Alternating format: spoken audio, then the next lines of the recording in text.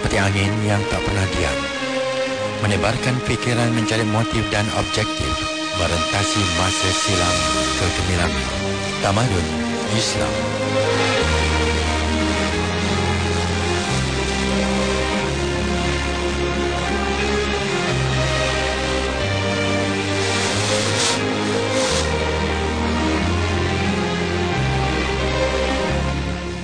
Assalamualaikum warahmatullahi wabarakatuh. Saudara, kita bersama lagi dalam rancangan mingguan Tamadun Islam, siaran dari Suara Islam 91.1 FM.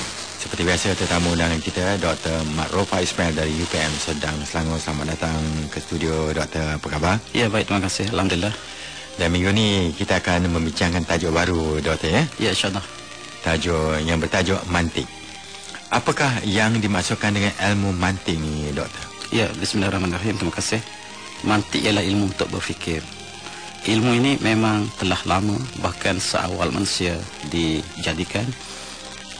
Hakikat manusia berfikir secara rasional ialah kebolehan ataupun kapasiti yang telah diberikan oleh Allah SWT kepada manusia, kepada Adam AS dan keluarganya. Tetapi ilmu ini harus ditulis kembali. Maka ramailah ilmuwan yang datang kemudian yang menulis bagaimanakah supaya ilmu ini menjadi panduan untuk berfikir secara rasional, dan dia bergantung kepada sunnatullah.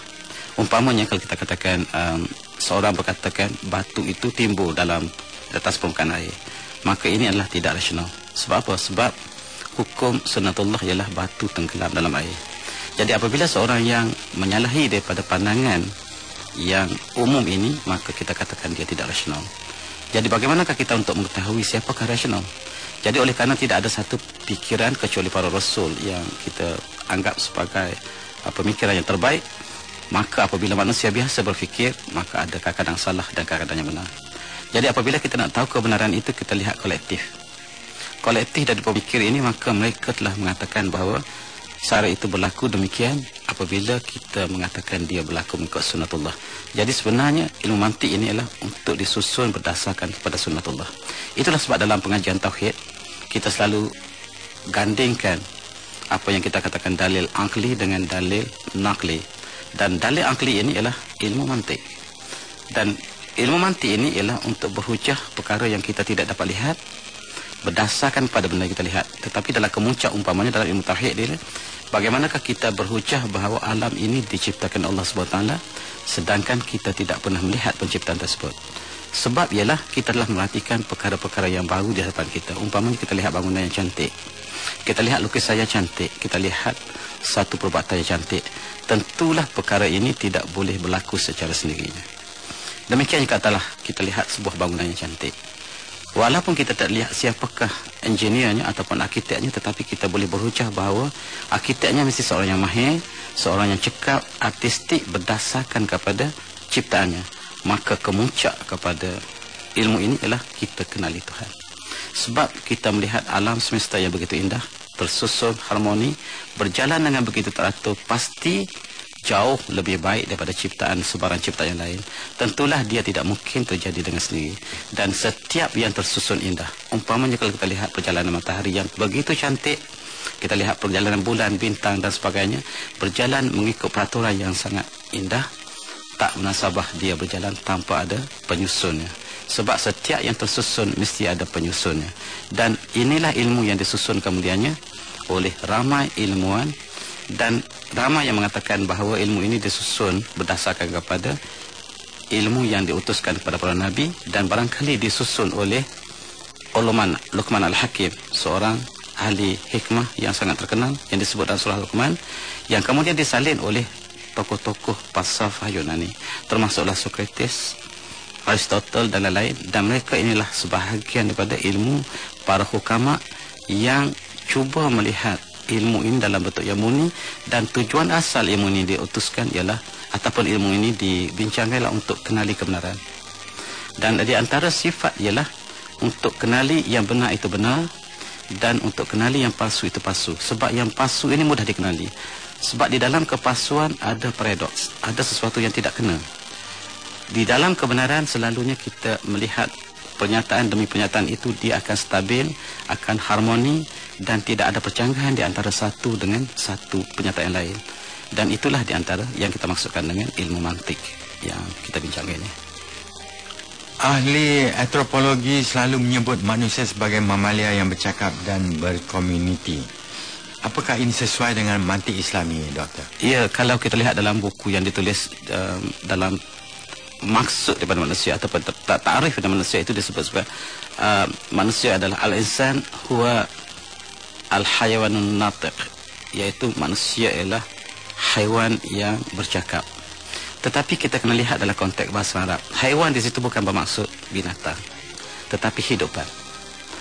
Selalu kita silap apabila kita mengatakan manusia adalah binatang yang bercakap. Tidak benar, sebab al-hayawan dalam bahasa Arab maksudnya hidupan.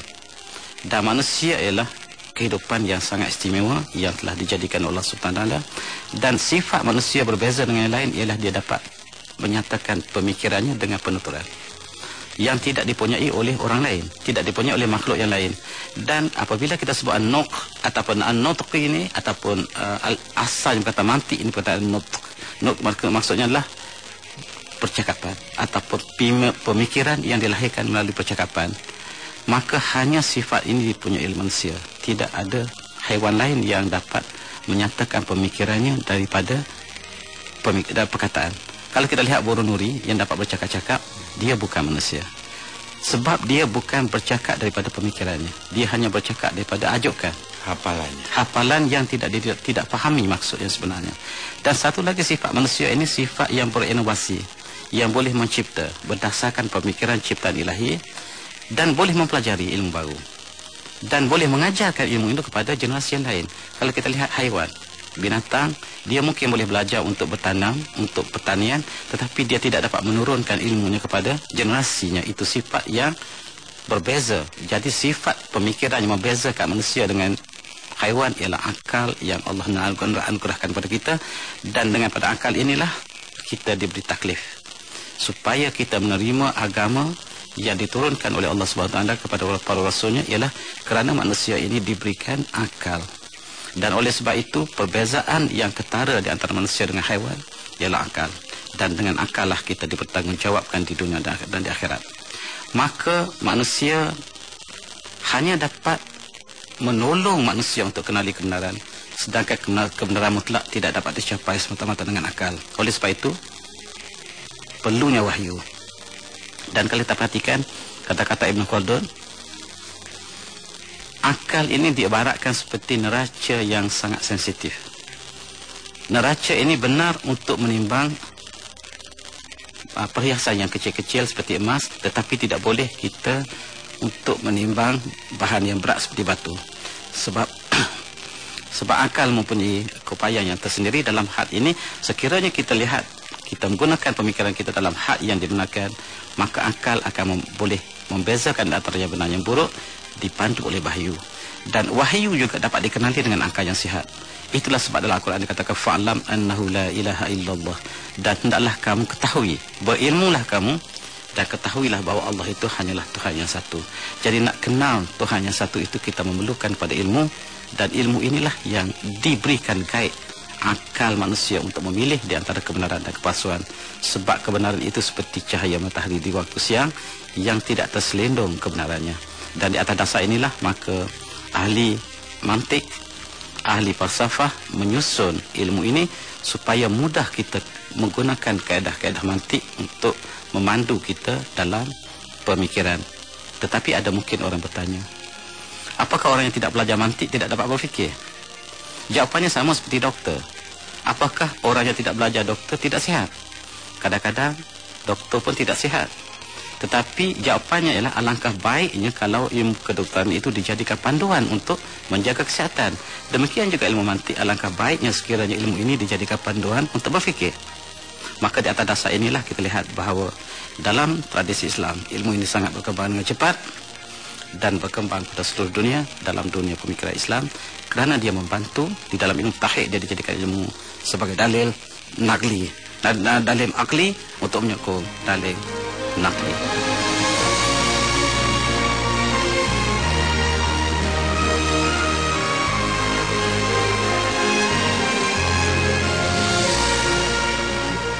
Terima kasih kepada saudara yang masih setia bersama Temandu Islam, siaran dari Suara Islam Kuala Lumpur bersama Dr. Ma'ruf Azmail dari UTM Serdang Islam. Boleh Doktor berikan contoh kaedah mantik untuk memperjelaskan peranan ilmu berkenaan secara lebih khusus ini? Ya, kalau kita perhatikan Al-Quran banyak menggunakan kaedah. Kalau kita nak sebut mantik, kita boleh sebut mantik. Kalau kita nak katakan pengajaran, boleh kita katakan pengajaran. Kalau kita boleh berfikirkan untuk cara berfikir, maka kita boleh namakan demikian. Kalau kita ambil contoh dalam surah Yusuf umpamanya.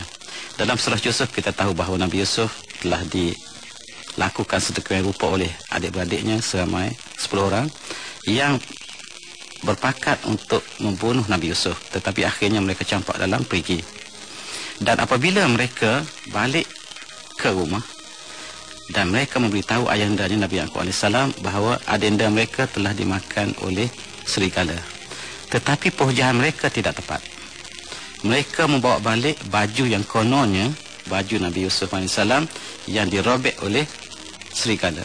Tetapi sayang, baju ini elok, tidak ada cacatnya, cuma disalutkan dengan darah yang palsu.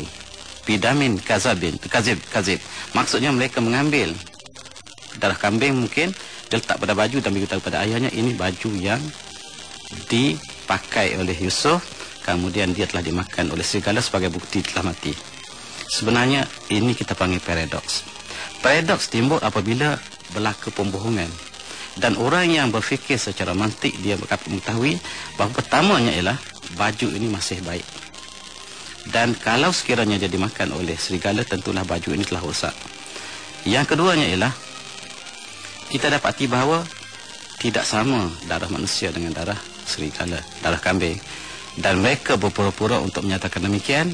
Dan dalam surah Yusuf ini banyak apa yang kita sebutkan perhujahan mantik.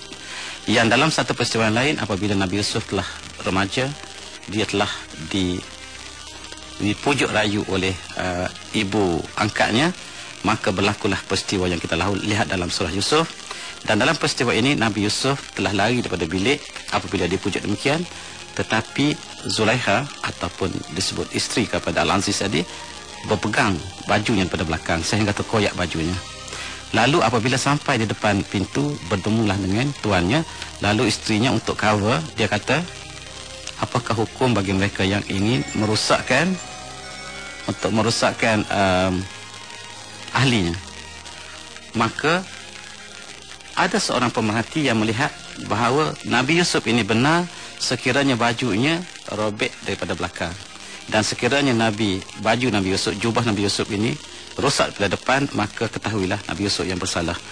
Ini ialah di antara hujah mantik yang digunakan yang ditunjukkan Allah SWT dalam peristiwa Nabi Yusuf, yang supaya kita berfikir bahawa dalam banyak peristiwa kita berhujah sesuatu yang kita tidak dapat lihat berdasarkan kepada indikasi yang ada, kepada bukti-bukti yang ada, termasuklah perbicaraan di mahkamah. Peristiwa di mahkamah tidak berlaku, tidak dapat kita lihat, tetapi kita dapat berhujah dengan bukti-bukti yang ada.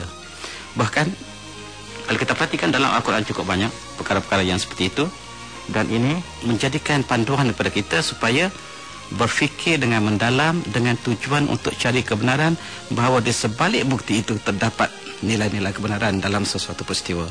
Dan oleh sebab itu dalam mahkamah-mahkamahnya kita selalu melihat bukti yang tersembunyi. Kadang-kadang bukti ini sangat kecil tetapi sangat signifikan. Sebab ada banyak kaedah yang kita boleh gunakan dalam pembuktian mantik, dan selalunya orang yang bijak dalam mantik ini dia tidak akan dapat ditipu. Sebab di dalam penipuan tentu ada apa yang kita namakan fallacy ataupun paradoks. Paradoks ini sesuatu yang tidak kena dengan peristiwa. Dia akan kadang-kadang orang yang ketiga diciptakan. Kadang-kadang peristiwa yang tidak berlaku dimasukkan dalam peristiwa tersebut.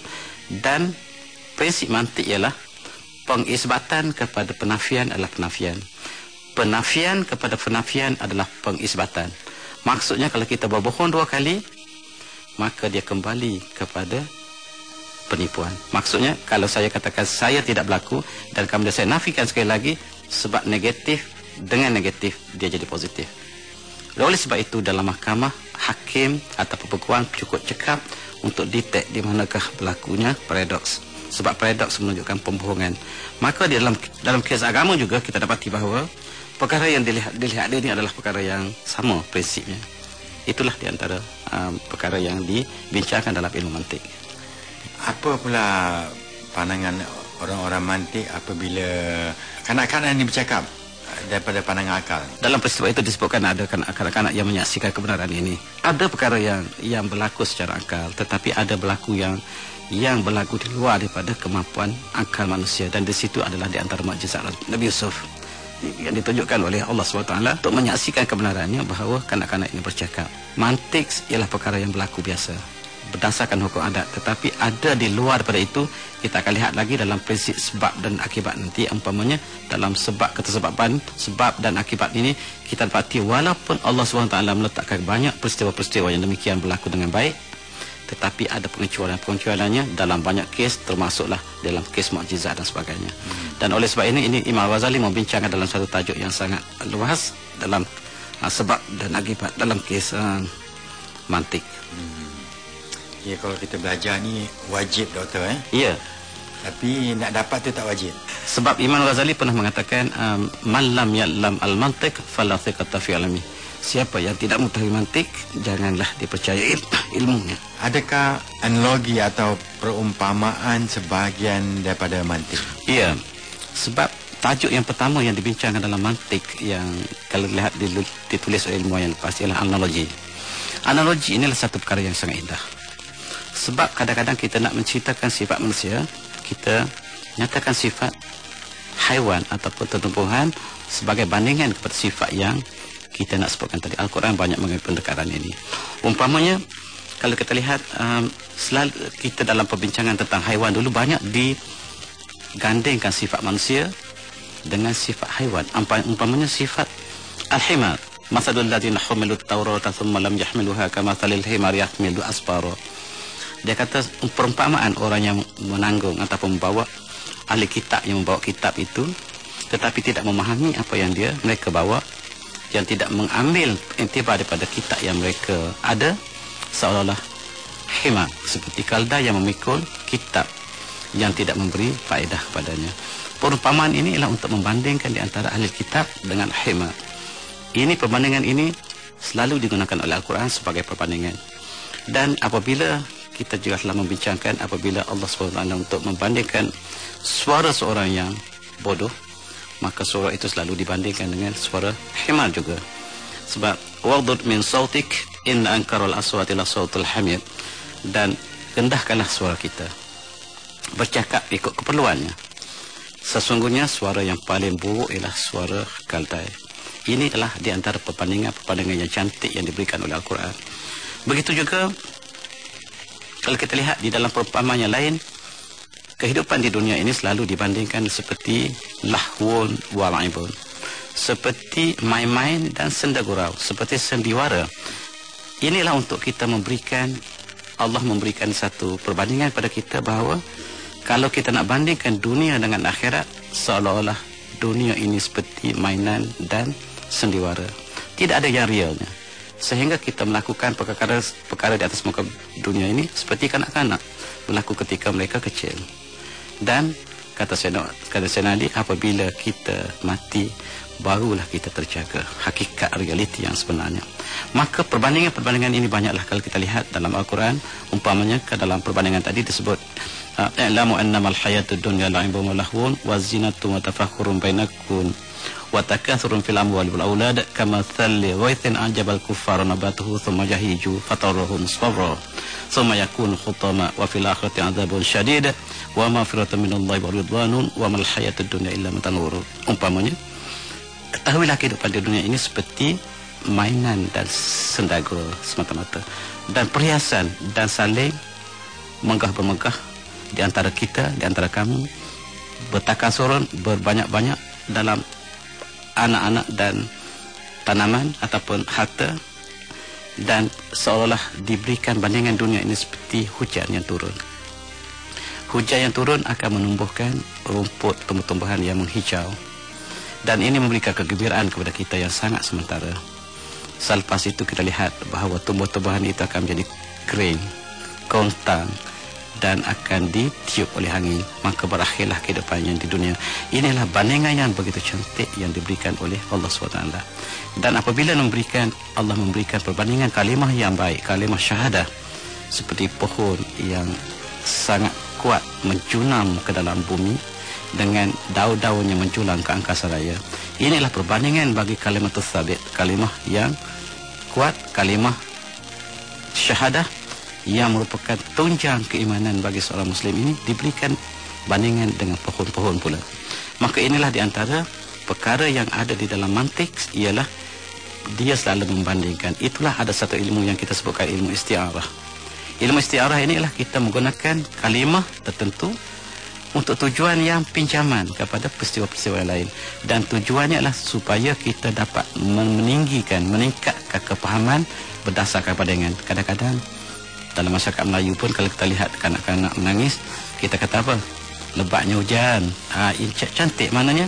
Kalau kita katakan kenapa menangis, tak cantik. Kalau kita katakan lebatnya hujan, maksudnya satu perbandingan yang demikian. Kadang-kadang qarinah atau kadang-kadang isti'arah ini dia kita kata dengan dalam bentuk yang terbalik. Apabila kita nak mengatakan seorang itu tidak adil, kita katakan apakah ini suatu keadilan? Maksudnya kita nak katakan dia tidak adil, maka kita buat satu soalan.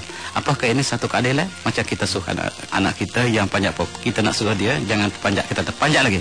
Panjat lagi itu maksudnya adalah maksud balaghah. Maksud kita ialah di sebalik daripada perkataan kita. Itu dibicarakan dalam mantik.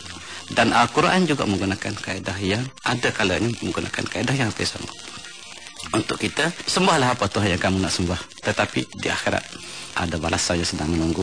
Itulah di antara mantik ini, dia mempunyai luas cara penyataan persoalan, dan tujuannya ialah untuk menambahkan kedalaman maksud supaya kita dapat cepat melihat kebenaran itu. Sempena yang lain pula dibandingkan Nabi Isa itu dengan Nabi Adam. Inna mathala Isa 'indallahi kamathali Adam khalaqahu min turabin thumma qala lahu kun fayakun. Dia kata sesungguhnya perumpamaan Nabi Adam, Isa itu di sisi Allah adalah sama seperti Adam. Kita lihat bagaimanakah setengah daripada masyarakat yang mentakdiskan Nabi Isa, sebab mereka menyangka bahawa Nabi Isa ini dilahirkan tanpa ayah, dilahirkan tanpa ada perantaraan suami dan isteri. Maka kata Allah SWT, kejadian Isa di sisi Allah ialah sama seperti Adam. Kalau nak lihat ganjil, Nabi Adam lagi ganjil, sebab tidak ada ayah, tidak ada ibu. Sedangkan Nabi Isa ada ibunya tanpa ada ayah, jadi tidak terlalu pelik. Jadi apabila kita kalau nak takdiskan Nabi Isa, lebih aula takdiskan Nabi Adam. Dan oleh sebab itulah diberikan perbandingan demi perbandingan dalam Al-Quran, supaya kita dapat mengambil iktibar bagi mereka yang ada mempunyai hati dalaman yang sangat dalam. Itulah di antara maksud daripada mantik. Dan afala yaqilun dalam Al-Quran selalu berakhir dengan afala yaqilun, apakah mereka tidak berfikir. Ini ialah untuk mengambil iktibar daripada apa yang kita bincangkan dalam ilmu mantik antaranya.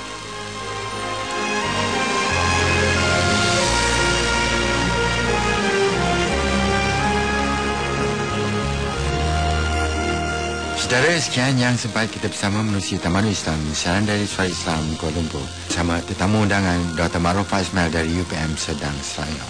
Saya kata wabillahi taufiq.